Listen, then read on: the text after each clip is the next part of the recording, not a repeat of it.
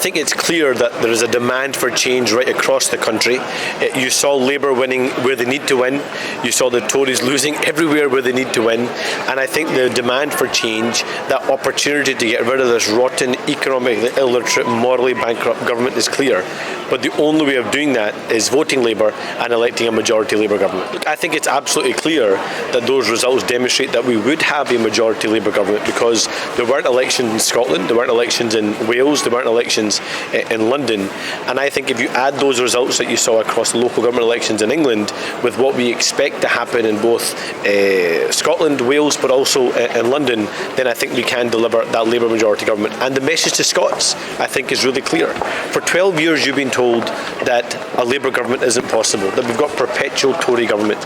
We now have a clear chance to get rid of this rotten Tory government, and the alternative is a majority Labour government. But if you want a Labour government, you've got to vote Labour, and that means electing Labour MPs here in Scotland. Look, I'm not complacent. We have made it really clear that we're not just going to wait for the wheels to fall off the SNP bus. We have got to, with confidence, but also with humility, reach out, win people's trust, win their support, elect Labour MPs to help elect a Labour government, but also to change and transform the lives of people here in Scotland.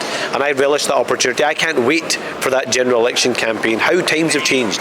Before it was the SNP that looked forward to elections and Labour feared elections. Now Labour is excited about elections and the SNP and Tories feared the election. Well, I never knew that Stephen Flynn aspired to be a replica of Douglas Ross.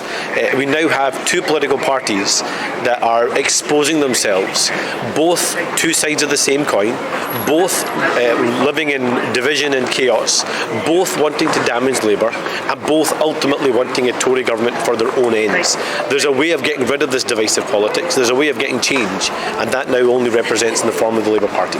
Well, let me say this clearly to the SNP and everybody that's interested.